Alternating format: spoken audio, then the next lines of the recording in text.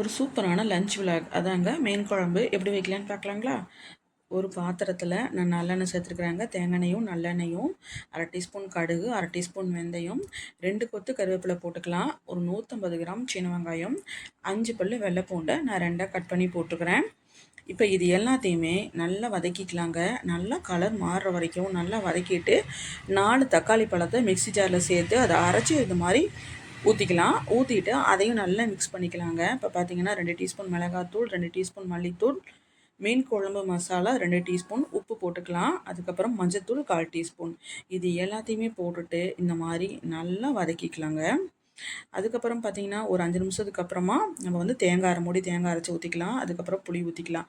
இது எல்லாத்தையும் ஊற்றிட்டு நல்லா கலக்கி விட்டுட்டு இது நல்லா 5-6 கொதி வரட்டும். இந்த மாதிரி குழம்பு வச்சிங்கன்னா ரொம்ப சூப்பராக இருக்குங்க. ரொம்ப டேஸ்ட்டாக இருக்கும். பார்த்திங்கன்னா குழம்பு நல்லா கொதி வந்துருச்சு. நல்லா இப்போ வந்து நம்ம வந்து ஃபைனலாக நம்ம மீன் போட்டுக்கலாம். மீன் போட்டுட்டு உடனே ஆஃப் பண்ணக்கூடாது. ஒரு கொதி வந்ததுக்கப்புறம் தாங்க ஆஃப் பண்ணணும்.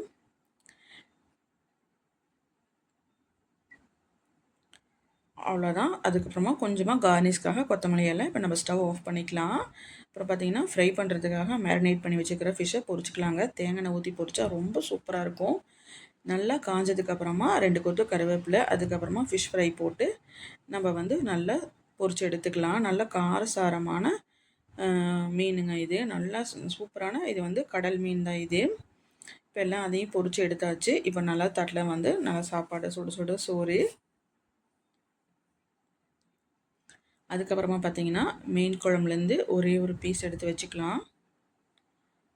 அதுக்கப்புறமா ஃப்ரை பண்ண ஃபிஷ்ஷு அது ஒரு பீஸ் எடுத்து வச்சுக்கலாங்க.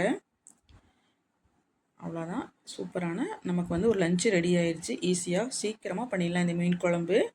வீடியோ பிடிச்சா லைக் பண்ணுங்கள், ஷேர் பண்ணுங்கள், மறக்காமல் ஃபாலோ பண்ணி சப்ஸ்கிரைப் பண்ணிக்கோங்க. தேங்க்ஸ் ஃபார் வாட்சிங்.